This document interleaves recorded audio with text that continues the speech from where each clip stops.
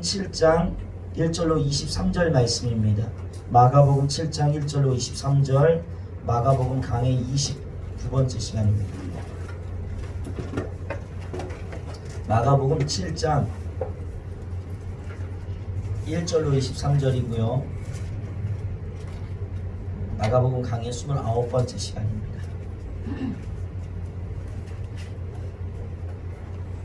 마가복음 7장 1절로 23절 말씀입니다. 마가복음 강의 29번째 시간입니다.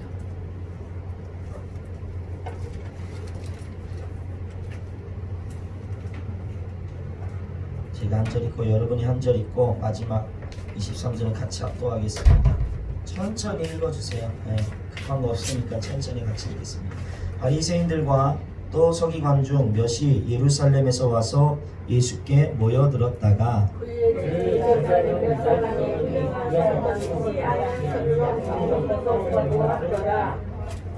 한 마음으로 천천히 읽어주세요. 바리새인들과 모든 유대인들은 장로들의 전통을 지키어 손을 잘 씻지 않고서는 음식을 먹지 아니하며 또 시장에서 들어가서도 물을 뿌리지 않고 먹지 아니하며 그의 여러 가지를 지키어 음식을 잔과 젓갈과 그릇을 씻으리라. 이에 바리새인들과 서기관들이 예수께 묻되 어찌하여 당신의 제자들은 장로들의 전통을 준행하지 아니하고 부정한 손으로 떡을 먹나이까?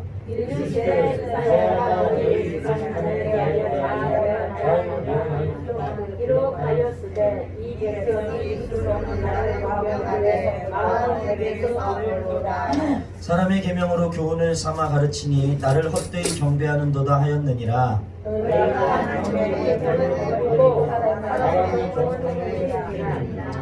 또 이르시되 너희가 너희 전통을 지키려고 하나님의 계명을 잘 저버리는도다.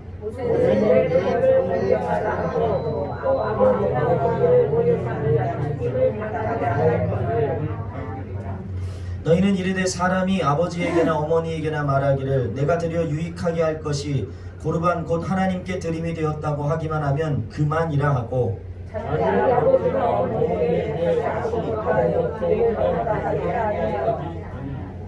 너희가 전한 전통으로 하나님의 말씀을 폐하며 또 이 같은 일을 많이 행하였느니라 하시고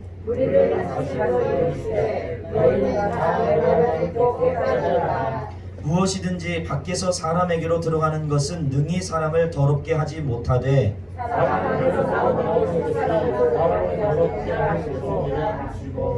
무리를 떠나 집으로 들어가시니 제자들이 그 비유를 묻자온데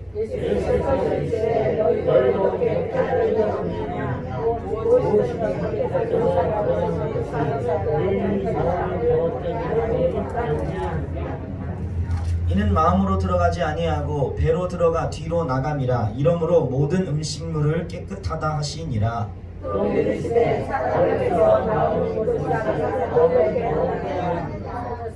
속에서 곧 사람의 마음에서 나오는 것은 악한 생각 곧 음란과 도둑질과 살인과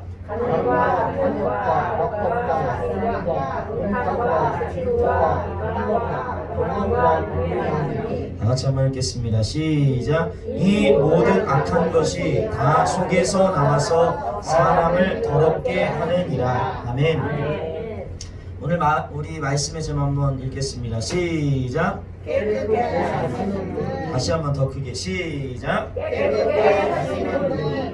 깨끗게 하시는 분이라는 말씀의 제목으로 마가복음 29번째 말씀을 우리 나가겠습니다.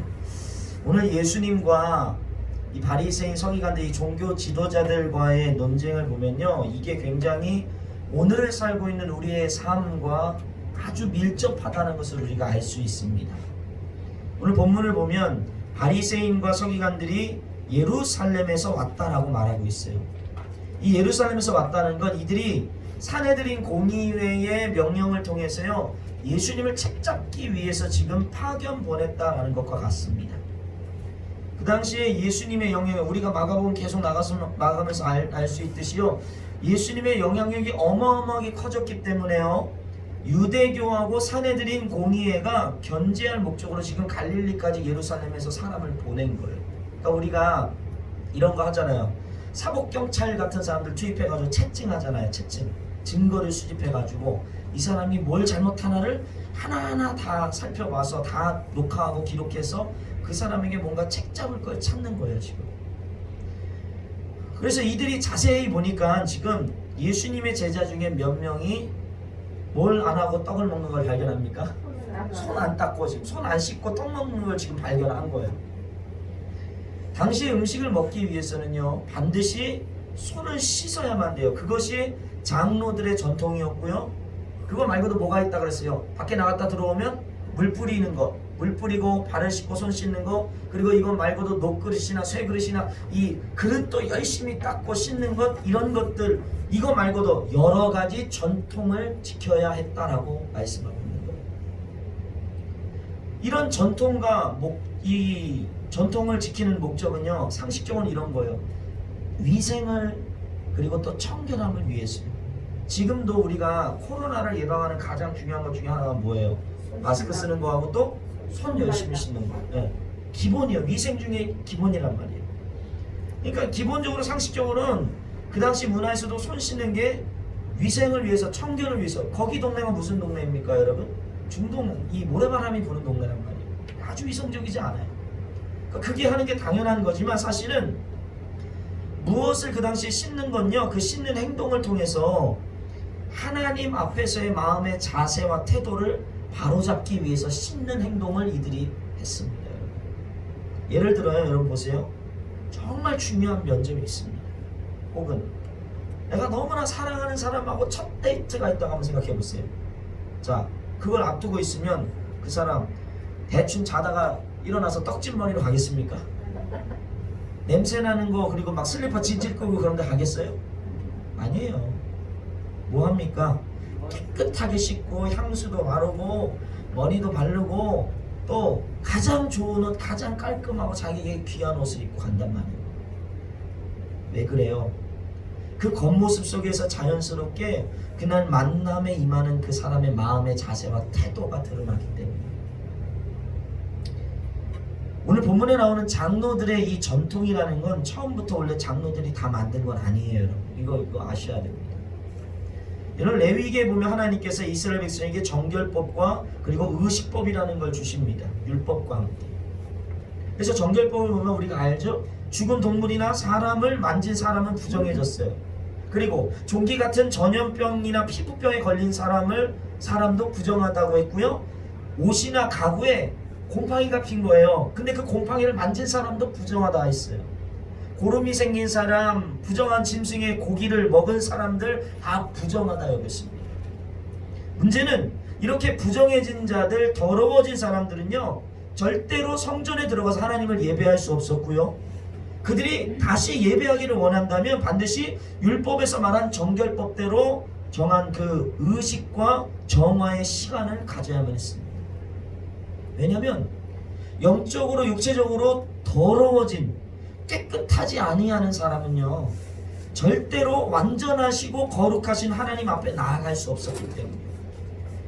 여러분 레위기 율법을 보면 이스라엘 백성들이 매일마다 제사장 앞에 가서 자기를 대신해서 죄를 속죄할 속죄 제물을 바쳤어요.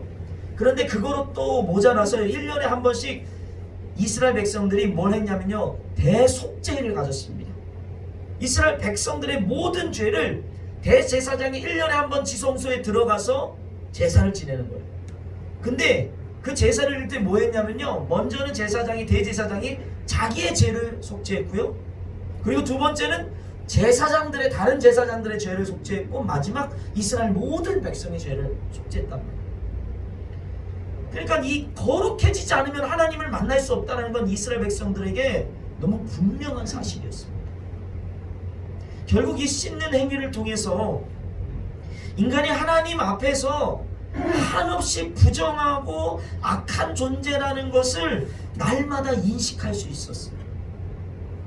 그렇기 때문에 인간의 부정함에 대해서 예수님이 반대한 게 아니에요. 예수님도 종교 지도자들이 생각하는 것처럼 인간은 근원적으로 악하고 부정한 존재라는 걸 완전히 공감하시고 그렇게 예수님도 말씀하십니다. 그러니까 이처럼 장로들의 전통이라는 건요 단순한 종교적인 행위가 아니라 하나님을 더 사랑하고 잘 섬기기 위한 하나의 절차였고 도구였다는 걸 여러분 기억하셔야 돼요.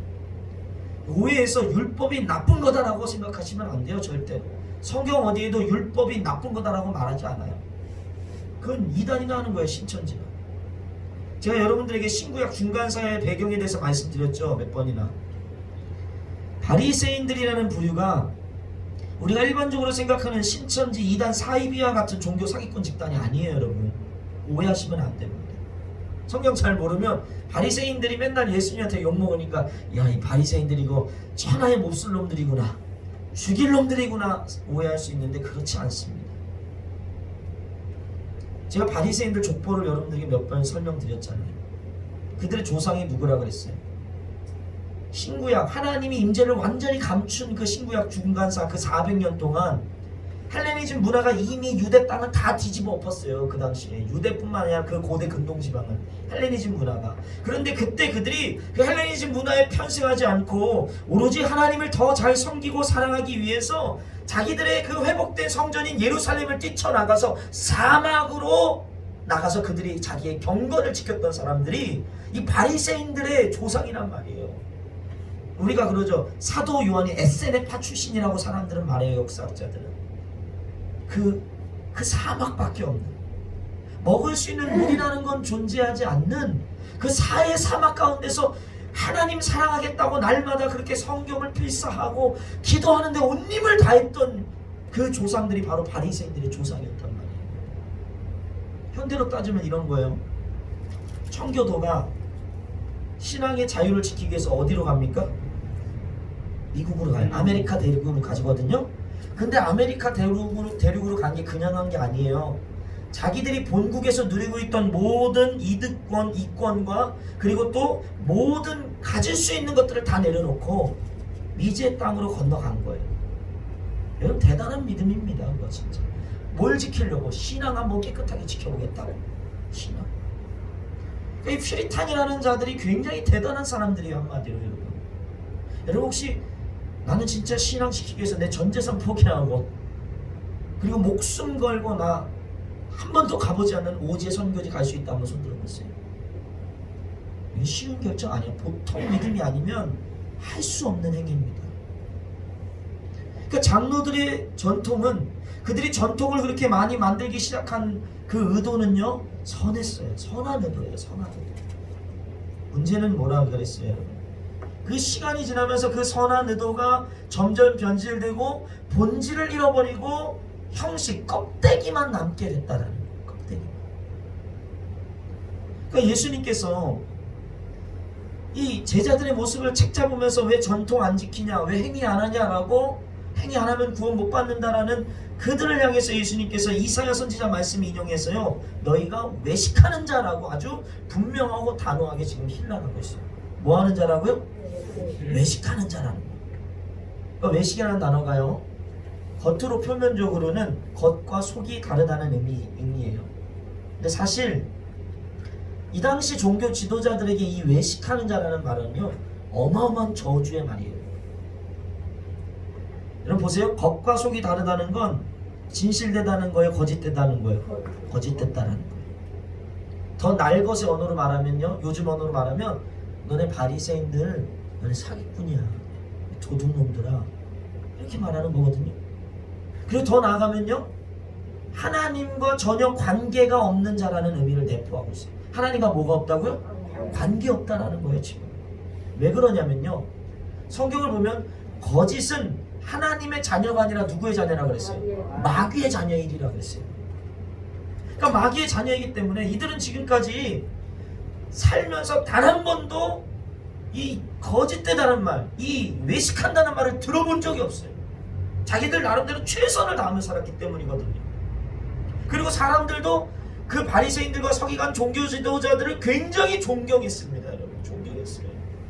그럼에도 예수님이 이들을 향해서요 외식하는 자라고 힐난하고 있는 거예요. 자, 왜 그러냐, 제가 그 이유를 한번 말씀드릴게요. 오늘 성경에서는 예수님이 이렇게 말합니다. 한번 따라해 보겠습니다. 하나님의 계명을 버리고 사람의 전통을 지킨다. 전통을 지킨다. 자, 예수님이 하신 말씀, 너희들이 왜 그러냐면 너희가 하나님의 계명을 버리고 사람의 전통을 지켰기 때문이라고 말하고 있어요. 여기서 계명은 율법을 의미하고요, 전통도 똑같은 거예요. 종교적 행위를 말하는 거예요. 그럼 이상하지 않아요, 여러분? 결국 계명이나 전통이나 똑같아요, 달라요? 사실 동일한 말이에요. 사실 다르지 않습니다. 그럼 왜 이들의 행위가 문제가 됐는가?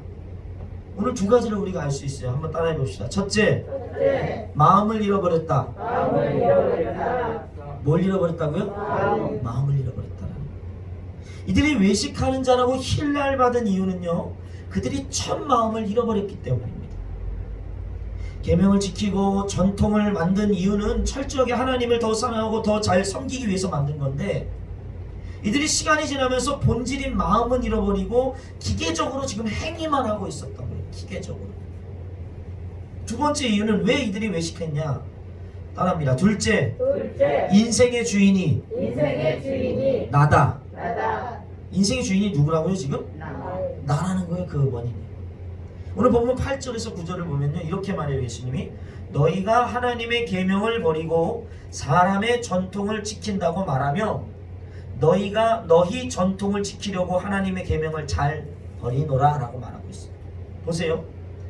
사람의 전통이었는데, 처음에는 사람들이 정해놓은 전통이었는데 뒤에는 무슨 전통으로 변해요? 너희의 전통으로 변했다는 거예요. 너희. 단순히 사람이 만든 전통이 아니라 결국 내 편리함과 내 의를 자랑하기 위한 전통이 되어버렸다는 거예요. 성경은 분명히 하나님이 창조주이시고 하나님이 주권자이시고 하나님만이 왕이시라고 분명히 말씀하고 있습니다. 할렐루야. 첫사람 아담이 번제한 이유가 뭐라 그랬어요? 하나님께 심판받은 이유가 뭐라 그랬습니까? 단순히 그냥 선악과 먹은 거, 말 안 들은 거, 그것 때문이 아니라 그랬잖아요. 그의 안에, 그가 그 선악과를 먹은 마음 안에 뭐가 있다 그랬어요? 하나님처럼 되고 싶은 마음이 있었단 말이에요.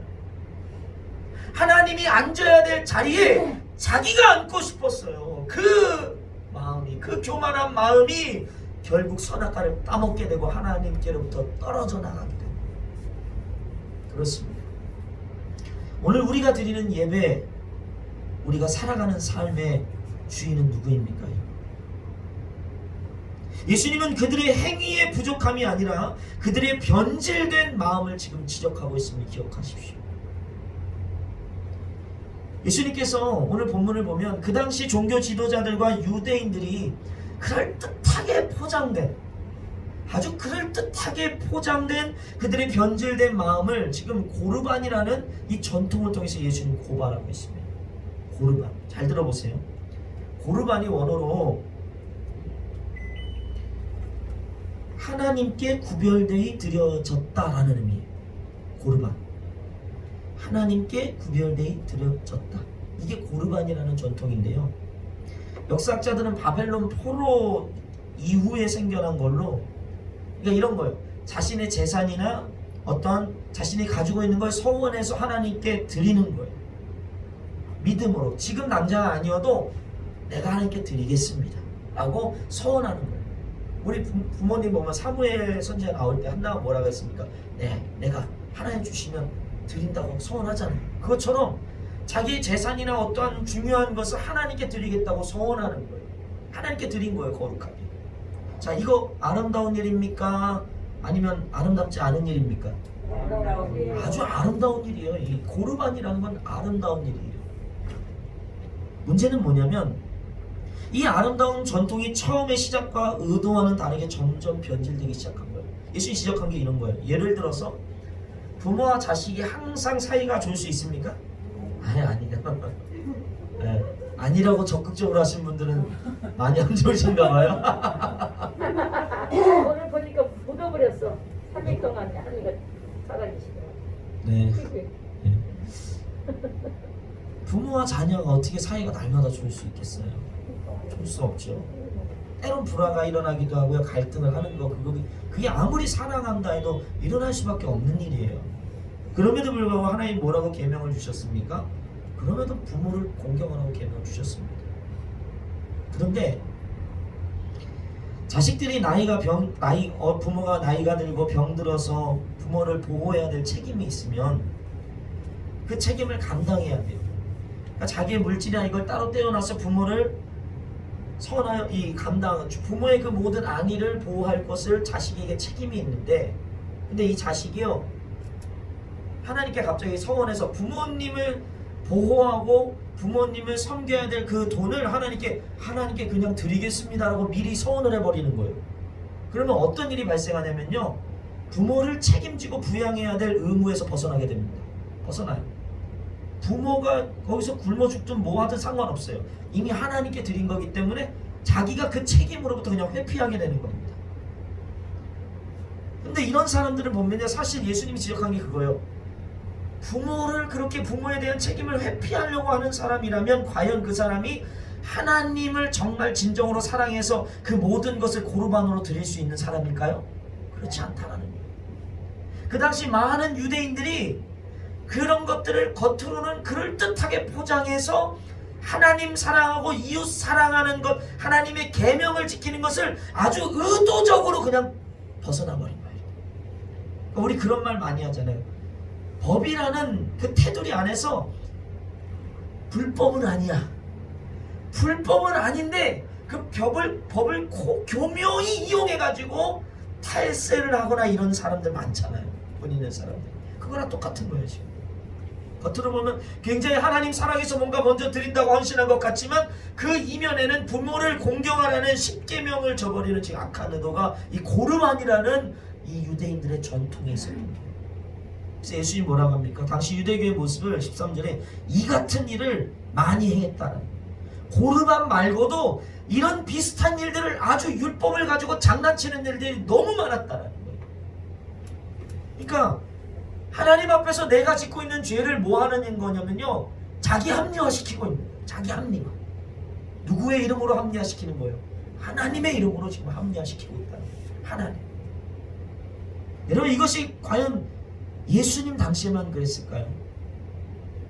2000년 교회 역사를 보면요, 하나님의 이름으로 벌어졌던 악한 일들이 너무나 많습니다. 하나님의 이름으로 예루살렘을 회복하겠다고 나아갔던 십자군 전쟁이 여러분, 중동을 쑥대밭을 만들어 놨어요. 여러분, 예루살렘 회복하겠다고 누구의 이름으로 가서 사람들을 학살했을까요?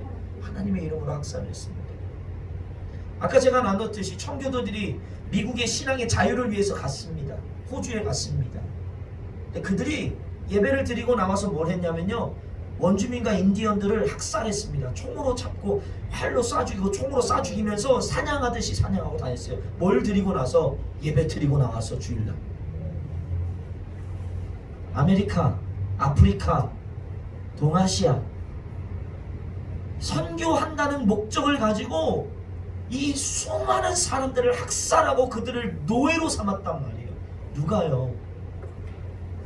예수님 믿는다는 사람들이. 그러면 이 문제가 과연 유대교나 과거의 역사만의 문제일까요? 아니에요. 오늘도 우리는 살면서 하나님의 이름으로 죄를 합리화하는 일들이 자주 벌어지는 거예요. 여러분 보세요. 아니야. 내가 직장에 다니는데 난 무슨 일 있어도 주일을 성수하고 난 무슨 일 있어도 주중에 예배는 사수하겠다, 목숨 걸겠다라고 생각해서 모든 직원들이 다 열심히 하고 늦게까지 야근하고 이 프로젝트를 끝내야 돼. 그 내게 맡겨진 일도 너무나 많아요. 그런데 시간 딱 되면 난 교회 가야 되니까 난 하나님한테 믿음을 지켜야 되니까 난 교회 갈 거야 라고 여러분이 자기가 해야 될 일을 대충 해놓고 그냥 교회로 와서 예배를 드려. 그러면서 하나님께 그렇게 기도하겠죠. 하나님 내가 오늘도 믿음을 지키려고 얼마나 고난 가운데 온 줄 아십니까? 동료들이 얼마나 나를 손가락질하고 욕하는 줄 아십니까? 하나님 나 회사 잘릴 수도 있습니다. 하나님이 저를 더 잘 아시죠. 하나님 나에게 은혜 주세요. 하나님 저를 책임져 주세요 라고 기도하면 하나님이 그 기도 들어주실까요? 저는 그거 안 들어준다고 생각합니다. 그건 들어줄 수 있는 요구가 아닌 거예요. 왜냐면 하나님의 이름을 위해서 한 일이지만 뭘 한 거예요? 결국은 하나님 사랑과 이웃 사랑을 모두 저버리는 죄를 합리화한 것이기 때문에. 여러분, 코로나 사태가 터진 다음에요, 우리 한국 교회가요 주일 성수 하냐 마느냐 이걸로 양분이 됐습니다. 완전히 주일 성수 해야 되냐 말아야 되냐 이걸로 어마어마하게 싸웠어요. 서로 정죄하고 네가 잘났냐 내가 잘났냐 서로 뭐가 옳다 그르다로 막 정죄하고 난리가 났습니다. 정부가 사회적 거리의 일환으로 뭐 했습니까? 교회들 영상예배 대처하라고 대체했으면 좋겠다라고 이제 행정명령 내렸잖아요. 근데 사실 주일 성수라는 건요, 초대교회부터 내려왔던 2000년 교회 전통이면서 오늘날 한국교회가 지금까지 올 수 있었던 가장 큰 원동력이에요. 2000년 기독교의 역사, 전통을 가진 나라들이 지금 다 쇠퇴해버렸습니다. 영국, 독일, 종교개혁이 일어났던 그 나라들 다 쇠퇴했습니다. 그 나라들이 쇠퇴할 때 교회가 세워진 지 100년도 안 된 이 한국이 세계 선교 2위라는 놀라운 부흥과 성장을 여러분 이루어냈습니다. 그런데 이 놀라운 성장 배경에 뭐가 있냐면요, 우리나라에 왔던 초기 그 선교사들, 초기 선교사가 누가 왔냐면 미국이랑 캐나다에서 왔어요. 그들이 어디 전통이냐, 청교도 전통을 갖고 있었단 말이에요. 그들이 한국에 있는 성도들에게 뭘 전통을 지키라고 했냐면요, 주일 성수해라, 11조 드려라, 주초, 술 먹는 거 금지하는 거, 이것을 무조건적으로 지켜야 될 전통으로 만든 거예요. 근데 이 핵심적인 이 전통이, 한국교회 전통이 실제적으로 코로나 사태 때문에 위협받은 게 맞습니다. 그런데 본질로 들어가 보면 지금 코로나 사태를 통해서 뭐 주일 성수를 하냐 안 하느냐 이 문제로 지금 싸울 일이 아니에요. 하면 믿음이 좋고 안 하면 믿음이 없다, 이걸로 논쟁하고 정죄하고 비난할 일이 아닙니다. 지금 본질은 이 사태를 통해서 지금까지 우리가 어떤 마음으로 지금 예배를 드려왔는지 한번 돌아봐야 됩니다. 만약에 코로나 사태가 끝났는데도 불구하고 난 영상 예배 들어보니까 세상 편하더만, 그냥 뭐 귀찮지도 않고 시간도 덜 들고 적당히 예배 그냥 여기서 드리는 게 좋을 것 같아 라고 생각하는 사람이라면요, 그 사람은 사실 원래부터 영과 진리로 하나님을 예배 드리지 않았던 사람인 게 드러나는 거예요, 코로나 사태를 통해. 그런데 반대로 어떤 사람들은 영상으로 예배 드리는데 아무리 신령과 진정으로 예배를 드리려고 해도 영상 예배로는 막 채워지지 않는 막 갈급함이 있는 거예요. 막 갈급함.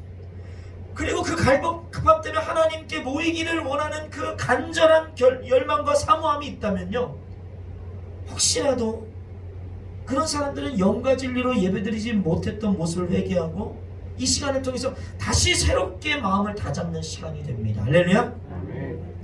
그래서 저는 그렇게 생각해요.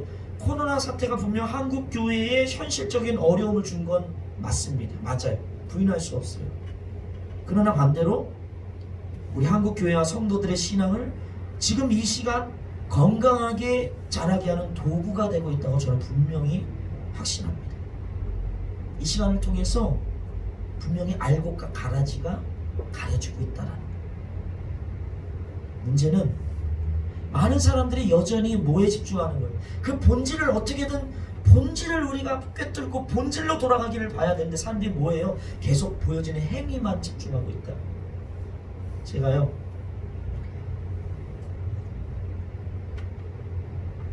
요 근래 어떤 사람한테 동일한 인사를 2번 받았어요. 그 인사가 뭐였냐면 저를 보면서 그러더라고요. 요즘에 코로나로 교회들이 힘들잖아요. 성도도 힘들고 목사도 힘들고. 그러니까 우리 이렇게 만나면 힘드시죠? 힘내세요. 이거 인사잖아요. 좋은 인사잖아요. 그렇잖아요.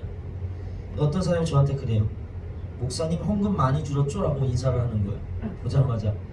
처음엔 뭔 소리야 그러다가 그냥 장난인 줄 알고 넘어갔어요.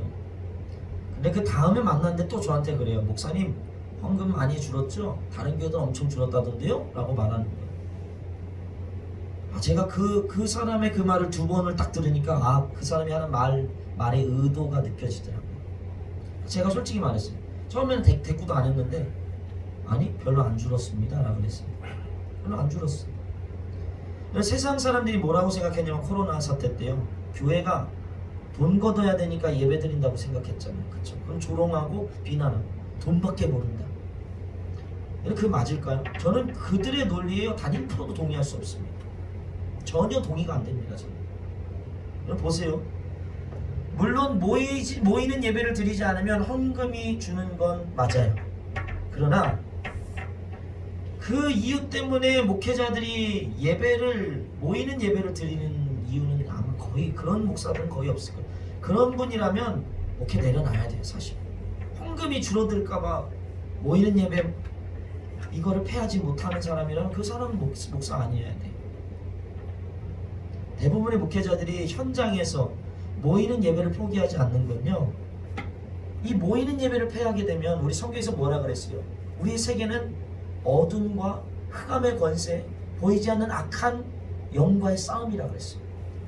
원수 마귀가 우는 사자와 같이 두루다니며 삼킬 자를 찾아다니는 거예요. 그러니까 모이는 예배를 폐하했을 때 어떤 일이 일어납니까? 세상의 유혹과 영적인 공격 앞에 성도들이 무방비 상태로 막 당할 수가 있기 때문에 그 믿음을 잃지 않기 위해서 모이는 예배를 그래도 마지막 최소한의 마지노선으로 잡고 지금 목회자들이 드리려고 하는 거거든요. 이렇게 톡 까놓고 말해서 교회가 운영되려면요, 교회 필요한 재정의 한 70% 80%는요 거의 대부분 11조 감사헌금 절기헌금에서 나옵니다. 일주일에 한 번 나오는 사람들이 드리는 주일헌금 주정헌금으로 교회 절대 운영 안 돼요. 여러분, 제가 우리 교회 한번 재정을 찾아봤어요. 그래서 잘 안 보는데 보니까 아무리 많이 나와도 한 주에 그 주에 나온 헌금 15%에서 아무리 많이 나와도 30% 넘지 않아요. 주일헌금 절대 넘지 않아요. 이게 무슨 말이냐면 어차피 누가 시키지 않아도 감사함과 기쁨으로 11조를 드리고 감사헌금을 드리고 절기헌금을 하나님께 드릴 수 있는 믿음을 가진 사람이면 그 사람 굳이 현장에서 예배 안 드려도 그런 사람 온라인으로도 드리고요, 사람을 통해서도 드리고요, 아니면 모아놨다가 나중에 더 드리는 믿음 있는 사람들이에요. 할렐루야? 그걸 기억해야 돼요. 어차피 드릴 수 있는 사람들이라는 거예요. 그 사람들 시키지 않아도. 교회가 그거 안 들어올까봐, 운영이 안 될까봐 걱정돼서 현장 예배 드리는 게 아니란 말이에요. 여러분 그거 분명히 아셔야 돼요. 교회가 어떻게 돌아가나, 생태계가. 세상 사람들이요, 교회 그런 생태계를 모르니까 오해해서 이렇게 막 조롱하고 비난할 수 있겠죠. 그런데 정말 제가 화가 나는 건 그거예요. 아는 사람들이, 알만한 사람들이 적당히 자기들 신앙생활하면서 뭔가 자기들이 더 많은 걸 알고 있고 뭔가 고결하게 신앙생활하는 것처럼 말하면서 순수하게 신앙생활하는 사람들을 바보 같다 말하고 미련하다 곡해하는, 그게 정말 그런 말 들으면 열통이 터져요. 열통이. 제가 항상 강조하지만 이 컵이 존재하는 이유가 뭐예요? 이거 왜 존재해요? 컵 때문에 존재하는 거예요? 물을 담기 위해서 존재하는 거예요. 본질은 컵입니까? 물입니까? 물이에요, 여러분. 물이 아무리 많아도 담을 수 있는 컵이 깨지면 물 담을 수 없듯이, 다 흘러 내려가듯이 우리 성도가 신앙과 전통의 행위를 지키는 것은요, 행위가 본질은 아니에요. 오해하면 안 돼요. 본질은 아니지만 본질인 마음을 담는 그릇이 행위이기 때문입니다. 그러니까 우리가 아무리 영과 진리를 다해서 우리의 본질, 그 마음을 하나님께 드린다 해도 그것을 담을 그릇이 제대로 준비되어 있지 않으면요, 결국 다 쏟아져 버릴 수밖에 없는 게 우리의 연약한 인간의 모습입니다. 그래서 한국교회가 지키는 주일성수 11조 주초를 금지하는 것 같은 전통은 성숙한 신앙의 척도라고 절대화시킬 수는 없어요. 이거 한다고 이 사람 믿음 좋다라고 여러분 절대적으로 말할 수 없어요. 그거 해도 사기치고 밖에 나가서 그거 해도 불법을 저지른 사람들이 많단 말이에요. 그게 절대적인 신앙의 척도는 아니에요. 그러나 성숙한 신앙으로 나아갈 수 있는 귀한 통로가 된다는 거 우리가 알아야 됩니다. 할렐루야? 그래서 앞에서 제가 나눴잖아요. 예수님은 이 율법과 믿음의 논쟁에 대해서 뭐라 그랬습니까? 율법이 맞다, 믿음이 맞다 하는 그들에게 뭐라 그랬어요? 이것도 행하고 저것도 버리지 말지어다라고 분명히 말씀하십니다. 결국 본문을 통해서 예수님 말하고자 하는 건 행위 넘어 있는 우리의 마음을 점검하라는 거예요. 뭘 점검하라고요? 마음을 점검하라는 거예요. 이거 강조하기 위해서 예수님께서 오늘 모세의 의식법과 이 거룩 정결법을 말하는 거예요. 뒤에 가면 예수님이 뭘 말합니까? 거룩한 음식과 부정한 음식을 나누고 있는 걸 지금 말하고 있잖아요. 그래서 뭐라 그러셔요? 사람이 입으로 먹는 것, 그 음식은 기껏해야 배를 지나서 배설물로만 나올 뿐이라는 거예요. 근데 진짜 더러운 건 어디서 있다는 거예요? 밖에서 들어온 게 더러운 게 아니라 어디에 있어요? 너희 마음 안에 있다는 거예요. 그게 진짜 더럽다는 거예요. 그래서 여러분 본문을 보면 마음이라는 단어가 반복되고요. 안에, 너희 안에, 사람에게서, 다 속에서와 같이 우리의 더러운 마음의 상태, 그 죄의 상태를 예수님이 계속 반복해서 고발하고 있습니다. 그렇습니다. 중요한 건 우리 마음이에요. 마음. 아무리 그럴듯한 행위를 한다 해도 우리의 마음의 문제를 해결하지 못하면요, 절대 하나님의 구원에 참여할 수 없습니다. 오늘 무엇보다도 바리새인들처럼 아무리 열심히 의식과 관습을 지킨다 해도 죄로 더러워진 우리의 마음을 절대로 깨끗하게 할 수 없습니다. 자, 그렇다면 어떻게 하면 우리가 마음을 깨끗게 할 수 있을까? 당시 바리새인들과 장로들, 서기관들, 그리고 유대교는요, 거룩한 음식과 부정한 음식을 구별함을 통해서 자기들이 선택받은 민족이라는 우월성을 자랑해요. 우월하다, 우린 선택받았다. 그런데 예수님께서는요, 거룩한 음식, 부정한 음식이 이제 없다라고 해요. 없고 모든 음식이 깨끗해졌다라고 지금 예수님이 선언하십니다. 우리 7장 19절 말씀 한번 읽어볼까요? 자, 천천히 한번 읽어볼게요. 천천히. 이거 거의 다 마지막입니다. 시작. 이는 마음으로 들어가지 아니하고 배로 들어가 뒤로 나감이라. 이러므로 모든 음식물을 깨끗하다 하시니라. 아멘. 자, 예수님께서 그래요. 야, 뭐 입으로 들어가나 뭐하나 그거 다 소용없다는 거예요. 이제 모든 음식이 깨끗해졌다는 거예요. 원어로 보니까 이런 의미예요. 오늘부터 내가 이 음식들을 깨끗하게 만들었다는 의미예요. 오늘부터 내가, 누가? 내가, 예수님께서 이 모든 음식을 깨끗하게 하셨다는 거예요. 여러분, 그렇습니다. 인간의 어떤 행위나 열심, 의로는 죄로 더러워진 우리 마음의 부정함을 깨끗게 할 수 없습니다. 오늘 예수님은 이것을 말씀하고 싶은 거예요. 내가 깨끗하게 만들었다는 거예요. 내가. 예수님만 깨끗하게 하시는 거예요. 할렐루야. 사람이라 예수님이 깨끗게 하셨다.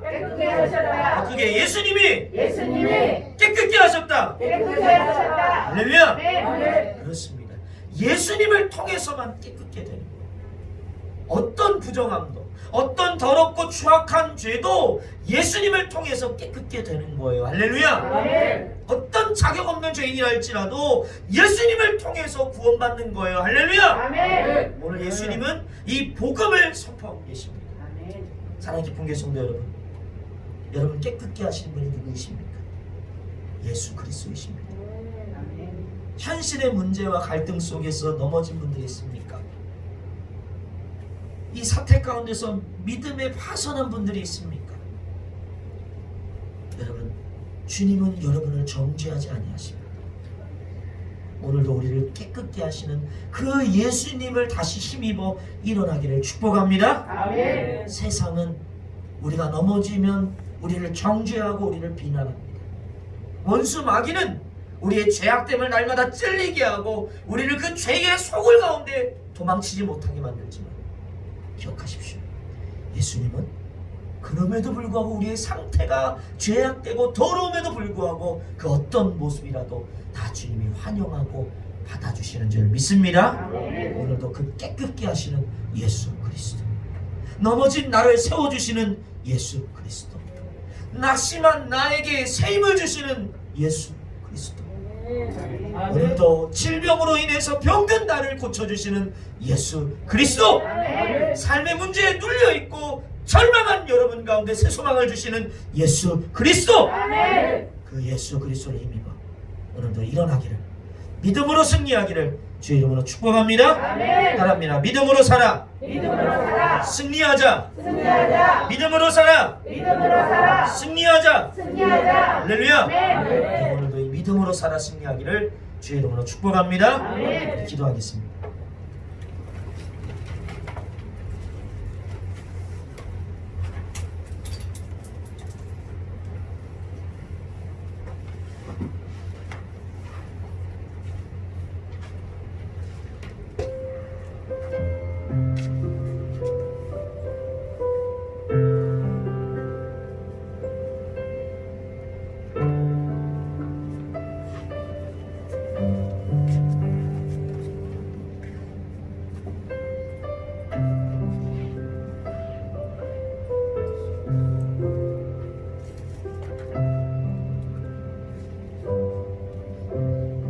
오늘 말씀을 통해서 예수님이 선포하시는 게 한 가지, 다른 걸로는 깨끗해질 수 없는 거예요. 다른 걸로는 구원이 없는 거예요.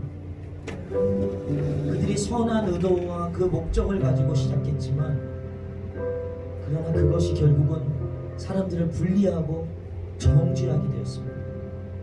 행동이, 그들의 행위가 부족했기 때문이 아니라 마음을 잃어버렸기 때문에. 우리도 마찬가지예요. 우리는 언제나 우리의 마음의 중심을 잃어버릴 수밖에 없는 자들입니다. 그래서 우리가 우리에게 주어진 작은 신앙의 전통들을 지키며 나아갈 수밖에 없는 겁니다. 그럼에도 불구하고 여러분이 아무리 그것을 열심히 행한다 해도 그 마음을 잃어버린다면 바리새인들과 별반 다를 게 없습니다. 우리 이 시간 기도하겠습니다. 하나님, 오늘 이 시간 말씀을 통해서 내 삶을 점검하기를 원합니다. 나의 신앙을 오늘 이 시간 점검하기를 원합니다. 혹여라도 내 안에 중심을 잃어버렸던, 마음을 잃어버렸던 행위가 있었다면 아버지, 우리를 불쌍히 여겨주시고 회개할 때에 주님의 놀라운 회복하심의 은혜를 허락하여 주시옵소서. 날마다 우리의 마음을 들여 마음과 목숨과 뜻과 힘을 다해 주님을 사랑하는 우리 성도들 되게 하여 주시옵소서. 우리 주여 세 번 외치며 회개를 선포하며 우리 기도하겠습니다. 주여, 주여, 주여. 하나님,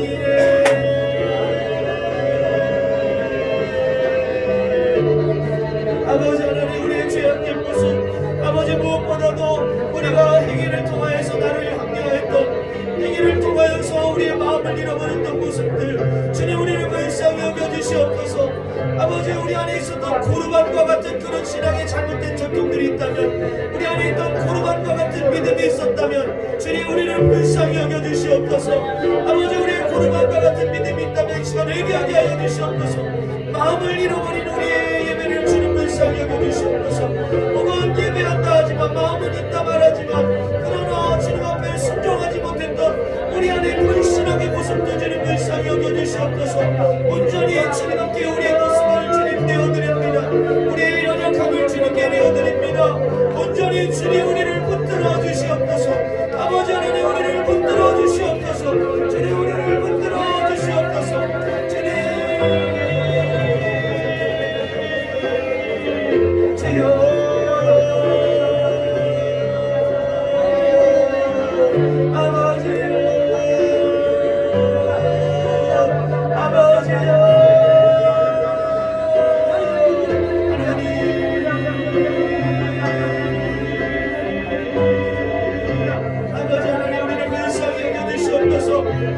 아버지 하나님, 우리의 강박한 마음, 중심을 잃어버린 우리의 마음을 주여 불쌍히 여겨주시옵소서. 온전히 주님 앞에 우리의 마음과 믿음을 드리게 하여 주시옵소서. 아버지 하나님, 주여 우리의 자기 목숨을 불쌍히 여겨주시고 주님 우리를 불쌍히 여겨주시고 회개할 때마다 주어주시는 회복을 도와여 주시옵소서. 주여, 아버지여,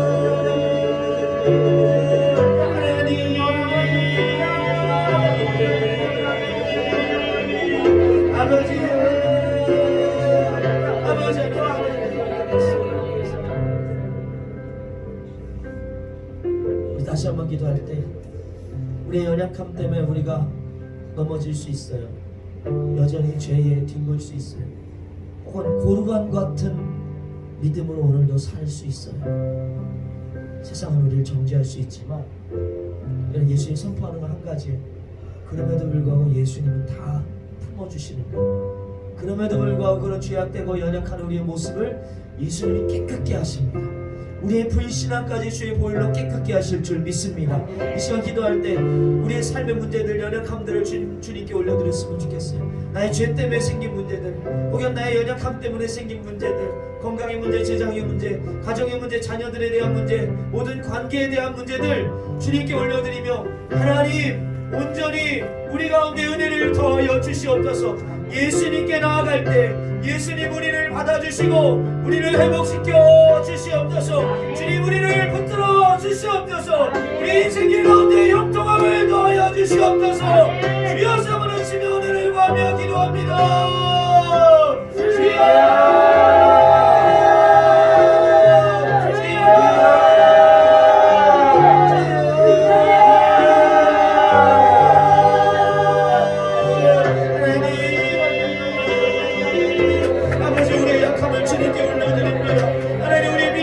주님께 올려드립니다. 하나님 나의 의의 없음 아버지 나의 불의함을 주님께 올려드립니다. 나의 더러운 죄들을 주님께 올려드립니다. 하나님 그 어떤 것도 우리를 깨끗게 할 수 없사오니 주님 그 어떤 것도 우리를 주님께 나아갈 수 없게 하오니 오직 주의 보혈로 우리를 덧입혀 주시옵소서. 아버지 하나님 우리에게 주의 보혈의 권세를 더하여 주시옵소서. 주의 그 예수 그리스도로 새 만보 세리분들 믿습니다. 주여 우리 가운데 그 믿음을 더하여 주시옵소서. 하나님 우리를 있는 그대로의 모습으로 받아주시옵소서. 아버지여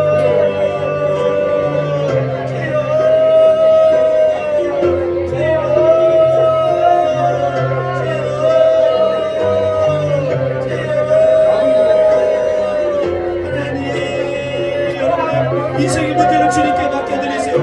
여러분의 삶의 연약함을 주님께 맡겨드리세요. 여러분 하나님 앞에 맡겨드리세요. 우리를 깨끗게 하여 주시고 우리를 회복시켜 주시고 우리를 구원하시는 우리 주님의 십자가의 의로 주여 그 옆에 나가기를 원합니다. 아버지 하나님 우리를 불쌍히 여겨주시옵소서. 하나님 우리를 불쌍히 여겨주시옵소서.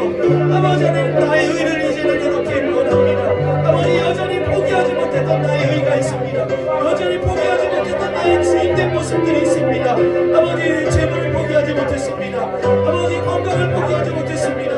하나님 자녀들을 포기하지 못했습니다.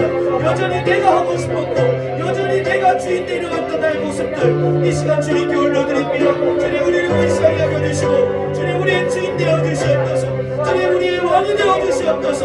주여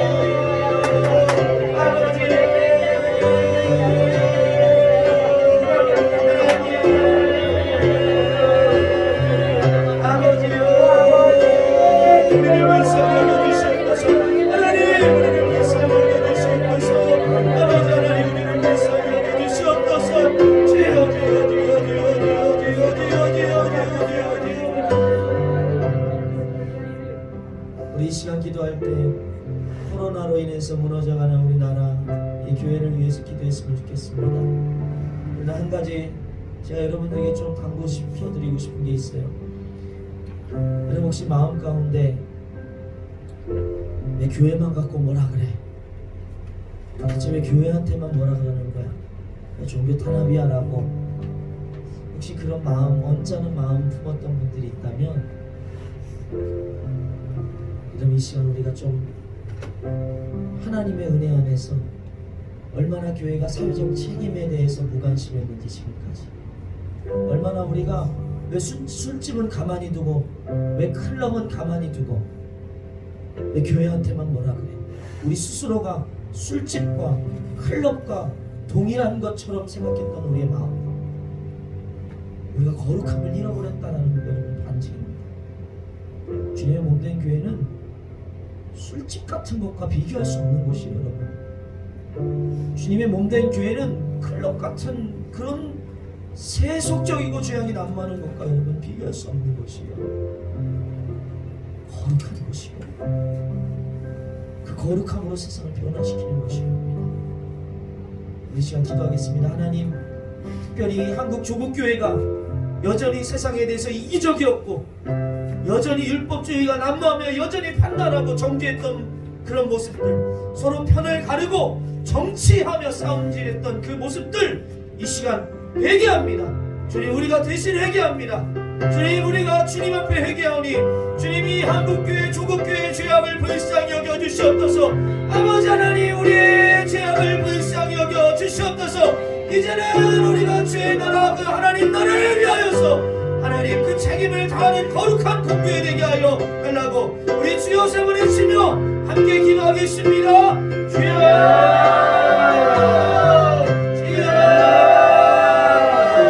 주여. 아버지 하나님, 이 조국교회를 불쌍히 여겨주시옵소서.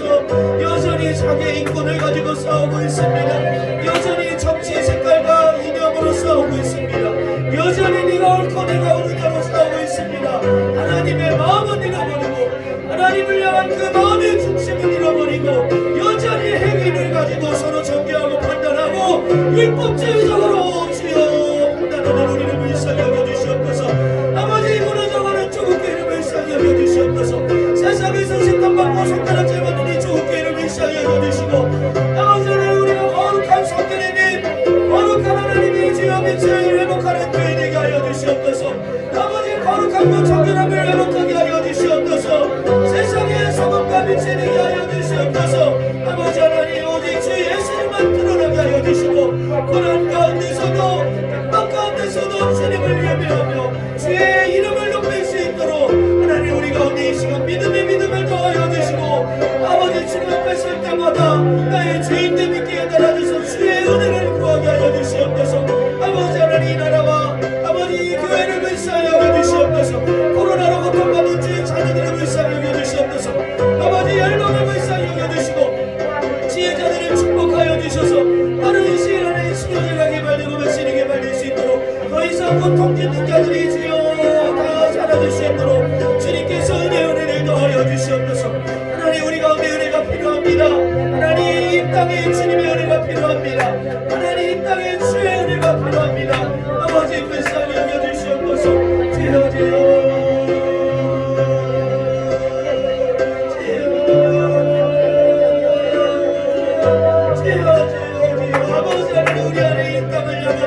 아버지, 조국교회를 향하여 통하는 심령을 더하여 주시옵소서. 눈물을 흘리며 이제 다시 씨를 뿌리게 하여 주시옵소서. 아버지, 이 땅을 향하여 다시 통함으로 눈물을 향하여 흘리는 주의 씨앗을 뿌리게 하여 주시옵소서. 아버지, 우리를 변화시켜 주시옵소서.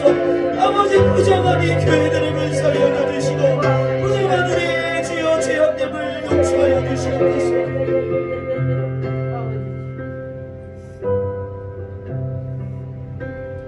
내일 일은 난 몰라요.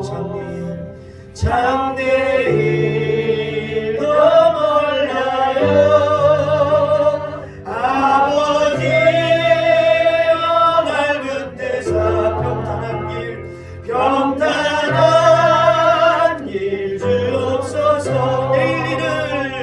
내일 일은 난 몰라요. 장래일도 몰라요. 아버지여, 날 붙드사 평탄한 길 주옵소서. 평탄한 길 주옵소서. 주신 소명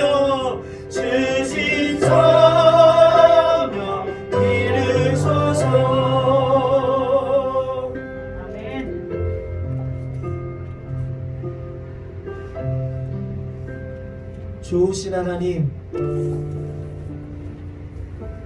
참 좋으신 하나님 찬양합니다.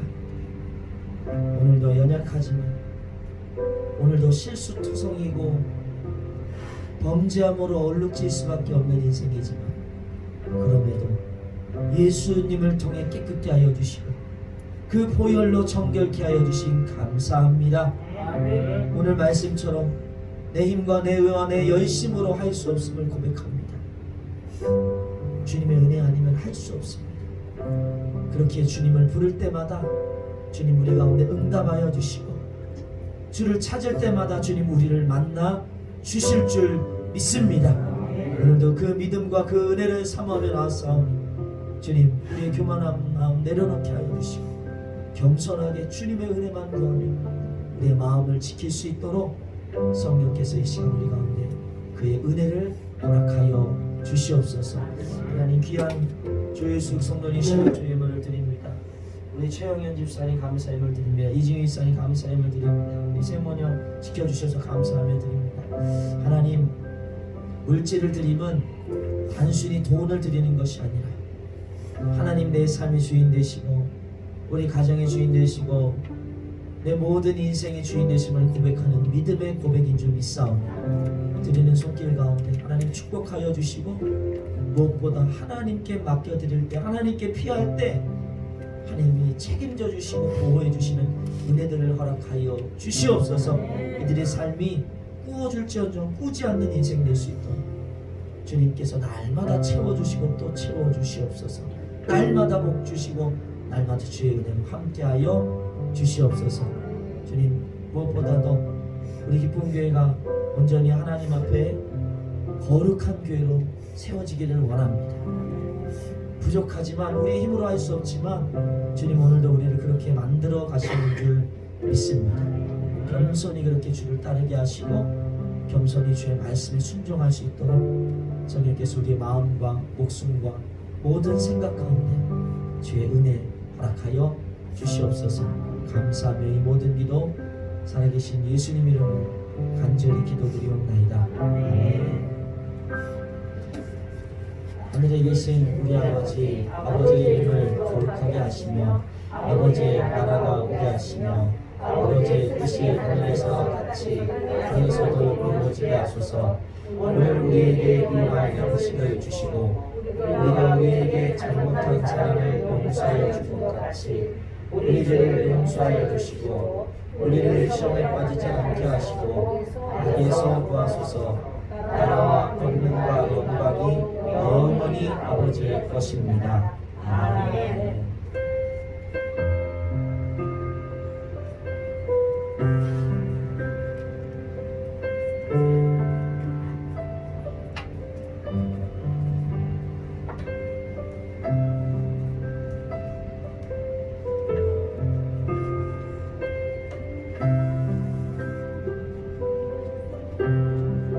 할렐루야. 우리 모든 일을 주님께 맡겨드리기를 원합니다. 아멘. 하나님 우리의 인생 가운데 주의 은혜의 빛을 비춰주실 줄 믿습니다. 할렐루야.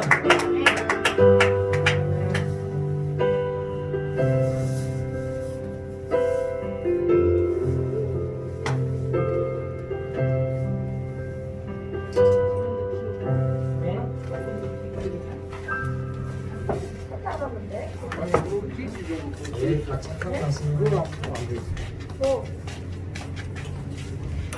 보니까 까맣지를 않아.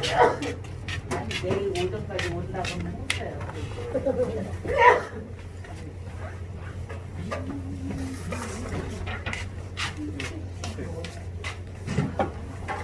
먹기가 힘들어요? 선생님이 올해 수출해서 몇줄 떨어졌어요? 4개월 됐나 봐. 여기다 술을 지금 4개를 박아놨는데 나도 4개 먹었잖아. 조하게 한다고 그러고 조하게 한다는데 어디 뭐가 아파서 꼭 가서 아직은 저기 어디 수술하셨어요? 안에 있을 수가 없어 어떡하겠어요. 우리 아버지도 80몇 년도에 헌신을 디스크인데 웬만해서 하지 않는. 자, 천천히. 나 차를 가지고 올게요. 천천히 나오세요. 천천히. 제가 차 댈 데가 없어서 아까 엄청 돌았어요. 머리가 아프시더니 수술 안 하고 나니까 드럽게 되는 건데. 좋아요? 몰라. 느낌이 딱 그렇게 오는 것 같은데? 차 타고 가세요. 천천히 나오세요. 천천히. 아니 오래간만에 걸으려고 아, 필요합니다. 많이는 안 거니까. 에? 너무 안 오네.